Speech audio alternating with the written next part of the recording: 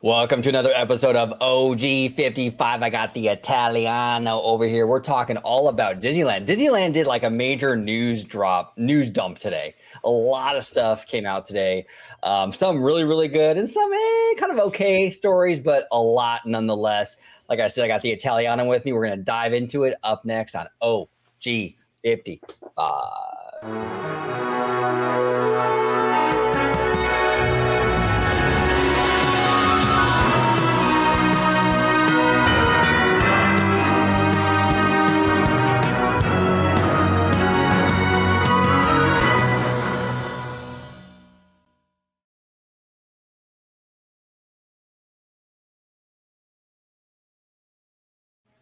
Welcome aboard to another episode of OG55. I am joined by the Italiano. We're talking about the Disneyland news dump today. We're talking Peter Pan coming back to Fantasmic.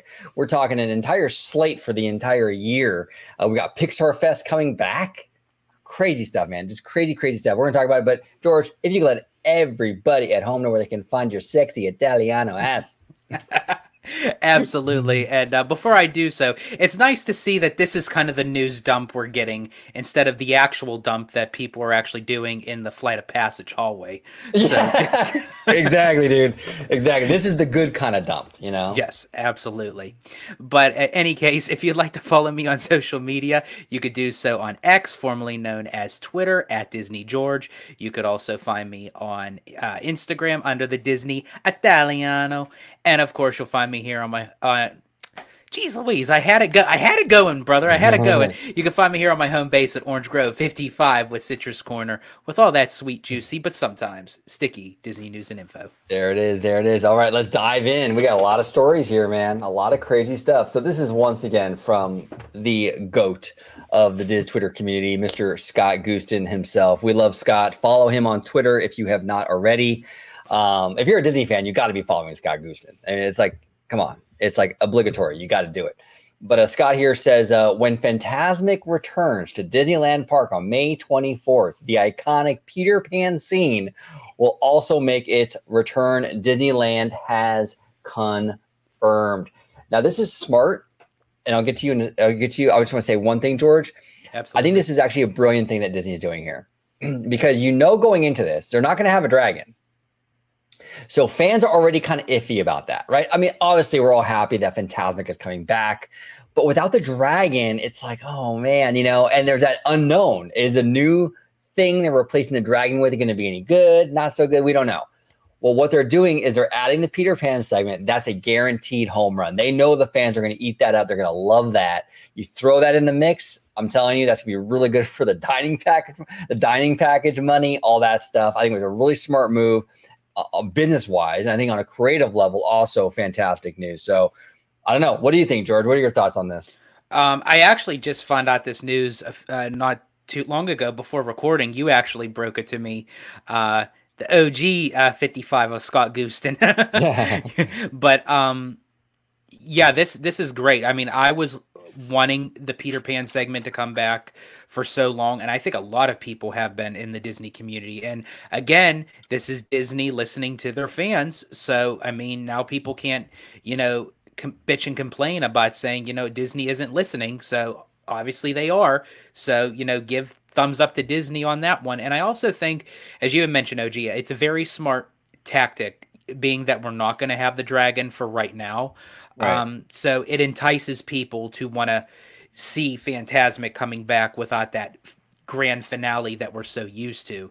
And with Peter Pan, it's such a beloved animated film. The characters are well beloved. I feel like with Pirates, it's a bit dated. I don't feel like Pirates of the Caribbean is a very popular attraction. It's a very popular ride, even up till now, like going all the way back. But I feel like that if they was to remove the film aspect to the Pirates ride, it wouldn't change a thing. People would still go on the ride. Oh, and absolutely. I feel like that a lot of people kind of are burnt out of the pirate movie franchise. They're still very good films, but the last few that were made, not so hot. There was a lot of issues going on with Johnny Depp and and all that. But I'm still Team Johnny all the way. I loved his portrayal of Captain Jack Sparrow. Well, speaking of dumps, what about Amber Heard? Yeah. Oh man, you don't want to lay in bed after Amber Heard uses your bed as a toilet. You know what I'm saying? Definitely not. But I just feel like that the Peter Pan segment, I think, is more relatable. Yeah. For the younger generation and everything. And again, it's what the Disney fans wanted. So now they're getting it back. And this is the thing. I hear people talk all the time. Well, we would talk about positive news if there was positive news. Well, there's always positive news. Disneyland has actually had a pretty good streak lately. We had a fantastic opening to that treehouse, which turned out amazing. We have this new Fantasmic news, again, amazing. The Toontown, kind of reimagining, despite the issues with some of the stuff not working and having to go back and kind of readdress it. Despite all that, it was a very successful reimagining of that land. I think families have really, it really resonated with families. I mean, every time I've gone in there, ever since they've redone it, it's packed. And people love it. The little grassy areas, I see a lot of families utilizing that. Disneyland has had some bangers. They've had a string of successes this past year or so. A lot of positive news, I mean, and this is yet another one. So, and we're going to get to some more mixed news in a second with this whole slate for the next year or so. But I don't know, man, this is fantastic. I absolutely love it. And the other thing too with Fantasmic, and I think our good friend Casual mentioned this, I believe it was Casual, where it's like, it was always kind of weird how, like, that was the only live action thing in Fantasmic. It was like Mickey's Imagination. Everything was in animation. That one part was like live action. It felt weird. Like if they're going to incorporate live action into the show, which I'm not necessarily against, but you should sprinkle a little more of it in throughout the show. So it's not like this jarring thing, like one scene, That was the other thing too. So I'm glad that we're going back to animation with Peter Pan. I mean, A+. I haven't heard anybody complain about it. Like, this is a fantastic decision on Disney's part. Absolutely. Absolutely. So, yeah, this is great news. Well done, Disney. Well done. Okay, now let's go to this. Now, this is interesting. So Disney, for the first time, per Scott Gustin, says here, new, for the first time ever, Disneyland Resort is revealing all dates for the festivals, celebrations, and holidays at Disneyland Resort for the entire 2024 calendar year, including Star Wars, Season of the Force, Pixar Fest, and more. Now, awesome. One thing that I don't see on here are like the special nights that they dedicate. You know how they do like our friend Alani, she wanted to do Princess Night, I think this year or something. Right. I don't see any of that stuff in here. So I don't know if that's going to be announced later on. Now, yeah, so I don't know if they updated it, but I was looking on, let me see, an article on Yahoo, and they actually said, now they didn't say specifically what the nighttime shows were going to be, but they're the Disneyland After Dark select nights from January through June. So they didn't give specific dates, and they didn't say specifically what those After Dark events are. But it's going to actually start at the first month of the year, all the way into the very beginning of summer of 24. Got it. Okay. Yes, absolutely. And oh man, and he's got a lot of stuff on the here too. Lunar New Year at DCA from January 23rd to February 18th. He said Disneyland After Dark and Oogie Boogie Bash will return. More details will be shared later. So you're absolutely right on that. And I have to actually say this was smart on Disney's behalf, because this actually includes me. There are so many times that I've wanted to experience several of these events. 90s Night, which was one of the Disney After Dark series. Right. I watched that on YouTube. That was a phenomenal After Dark event. I would have given my left arm to literally been able to go to that, but I couldn't, because on such short notice, with work and with scheduling and everything, sometimes you need a little bit of a heads up to kind of plan out your trips or plan out your time off or what have you. So I love how Disney is like just giving the whole, now of course things may change, things may get added, but I love how they kind of give you a basic template of like, these are the events that are going to go out throughout the year. This is the months, the dates, what have you. I think that was a smart decision on Disney's behalf. Yeah. I completely agree. I think it's great because now people can start planning. They can start, booking vacations and what have you. If this is their thing, right? They can start booking vacations based on this calendar year. I think it's really, really smart. One thing that was really talked about in the community today was Pixar Fest. I think the last time we saw Pixar Fest was, I think, in 2018, if I'm not mistaken. I think so. I don't know. Okay event. Kind of weird. Like I think this celebration is like 15 years too late, kind of like. And what I mean by that is like Pixar was like at its peak in like 2006, I think, when it was like giving Disney Animation like a run for their money, right? Yeah. Like 2005, 2006, 2007. That was like really peak Pixar, I think, where they were really kind of showing the Mouse House what's up. You know what I'm saying? I would say like where it started dropping off was like right after Toy Story 3. Right, exactly. Yeah. So it's like, I feel like Pixar Fest, because Pixar's a popular brand still, but it's not exactly like super hot right now. Like, it's okay. Do you think that's why? Do you think they're trying to keep people's interest in Pixar by kind of making these offerings? That's possible. Yeah, absolutely. That's possible. Maybe they're trying to bolster the brand in general. It's interesting though, right? And so the parade is coming back. I think with Turning Red, your favorite movie, George. It's gonna have a Turning Red float and everything, and so that's coming back to DCA. The parade. We're getting the fireworks over at Disneyland. The Together Forever, I think it's called, or Together Again, something like that. Yeah. That's Together over Forever. Together Forever. That's at Disneyland. I'm sure we'll get like the decorations and all that good stuff.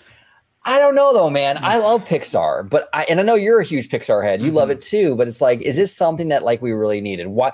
I was telling Andy Castro, 21 Royal Street. He tweeted today. He was not happy about this news. He was so funny, man. He hates Pixar Fest. He's like, this is the worst thing ever, right? And I tweeted at him and I said, you know what? It would have been a smarter move for Disney just to bring back Paint the Night and bring back Wondrous. Yes. Call it a day.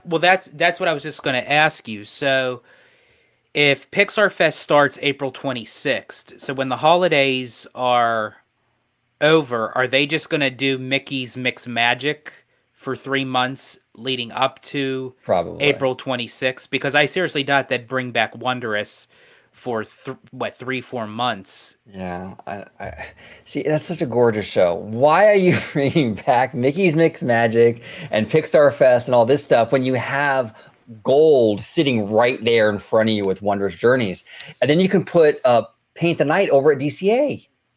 Exactly. That's like, if I heard that Paint the Night was coming back, especially at DCA, like I would have made a trip just for that. Yeah, because I really enjoyed Paint the Night. I know a lot of people have, their issues with it, but I mean, I think I enjoyed it. I love the music. I love that techno kind of pop type of vibe to it, but it fits so well in DCA. Pixar Fest for me kind of gave like a very kind of generic kind of birthday party feel, if you will.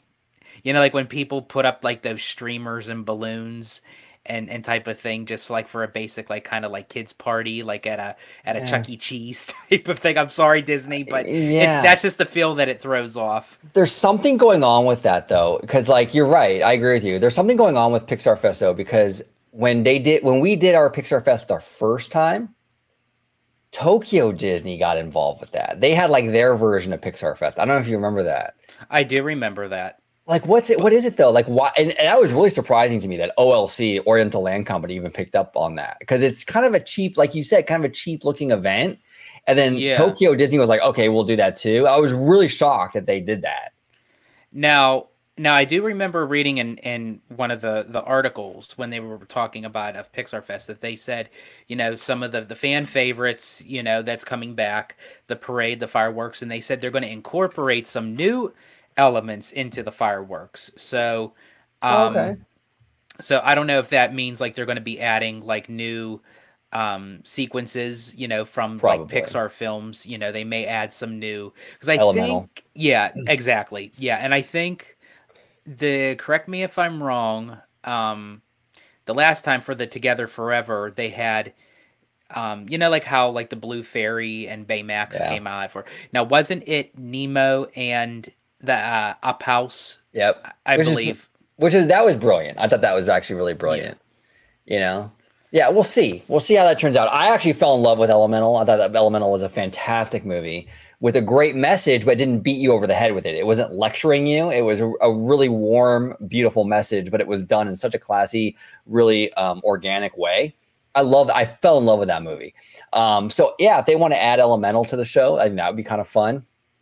And looking at the dates for Pixar Fest, it's kind of interesting because it starts like right around the springtime and runs all the way through summer, and then 19 days later it's Pixar Fest ends, and then here comes where they start putting up the Halloween decorations.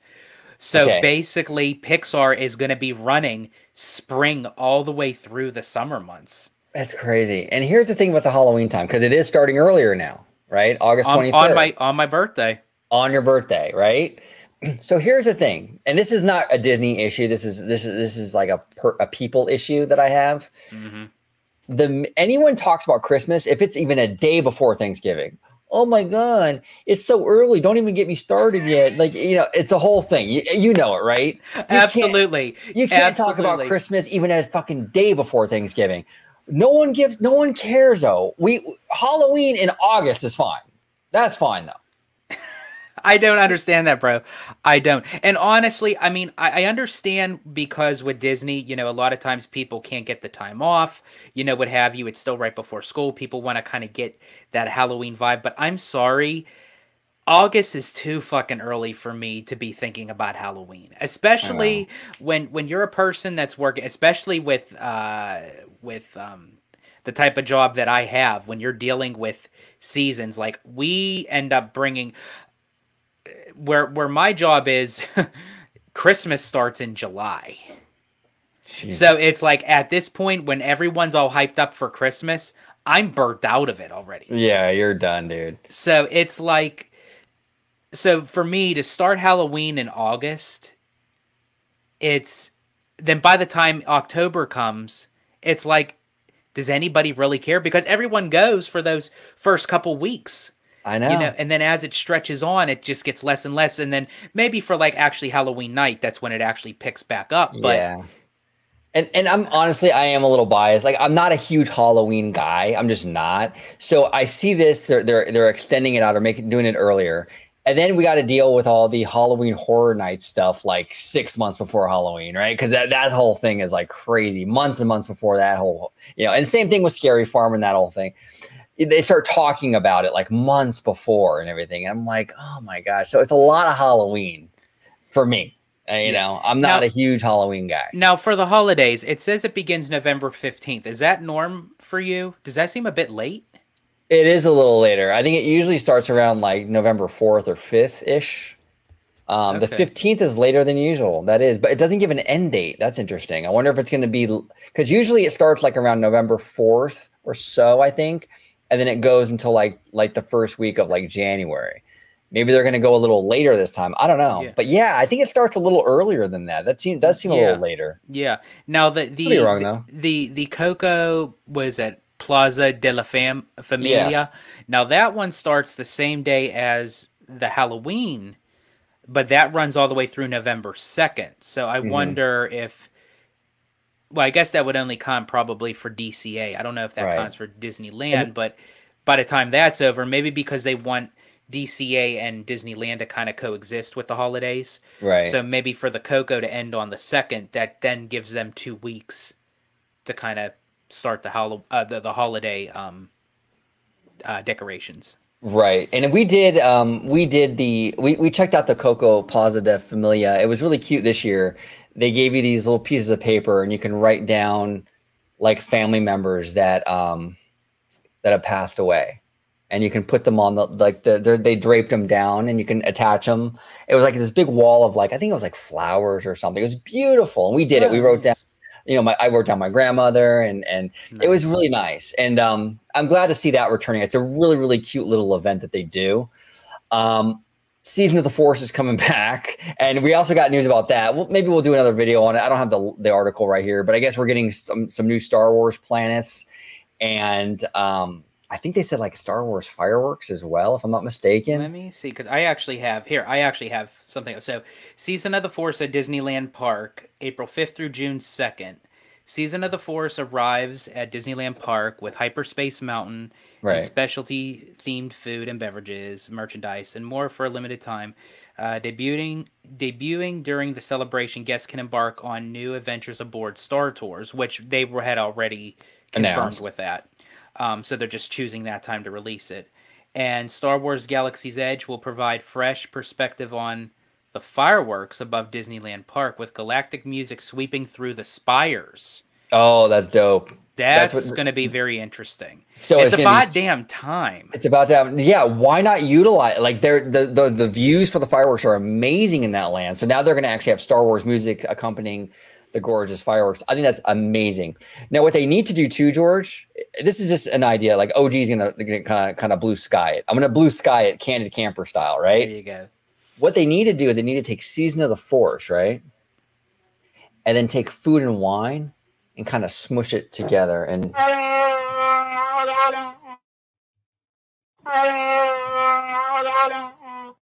there you go, man. See, Chewie's excited. Yeah, Chewie's excited. Chewie's real excited, man. He's already drinking. You know, he's already drinking, dude. He's got his Madeo. He's good to go. But you know, come on. All right. You know, settle down. No, no, but George, I want to thank you so much, brother, for coming on, talking shop with me, man. There was a lot of stuff today. I mean, this was like a huge news dump. It was almost like, you know, Epcot got this grand opening of that plaza, you know, in the entry. And then Disneyland was like, "Oh, we can't be at. We got to hold my beer." Yeah, that's hold Disneyland. my beer. Hold my beer. we need some attention too. Here you go. You know, and we will be covering that Epcot stuff tomorrow. We have a very, very special show tomorrow with Slimer. That's going to be, well, actually today, I believe. Yeah, it's today that we'll be covering that with Slimer. So that'll be amazing. I think the whole area looks fantastic. A lot of people are complaining as usual, you know, but I think it looks really, really good. So I don't know. We'll see. But we'll cross that bridge when we get to it later today. But George, thank you so much for coming on, brother. If you could let everybody at home know where they can find you on social media. Yes, absolutely. You can find me on social media on X, formerly known as Twitter, at Disney George. You could also find me now on Instagram under the Disney Italiano. And of course, you'll find me here on my home base at Orange Grove 55 with Citrus Corner, with all that sweet, juicy, but sometimes sticky Disney news and info. There it is. There it is. Thank you all so much for watching. Comment down below with all your thoughts on everything we discussed today. The slew of announcements, the calendar year for all the events. Peter Pan coming back to Fantasmic. What are your thoughts about it? We would love to hear from you. Thank you all so much for watching OG55. And as always, have a wonderful, wonderful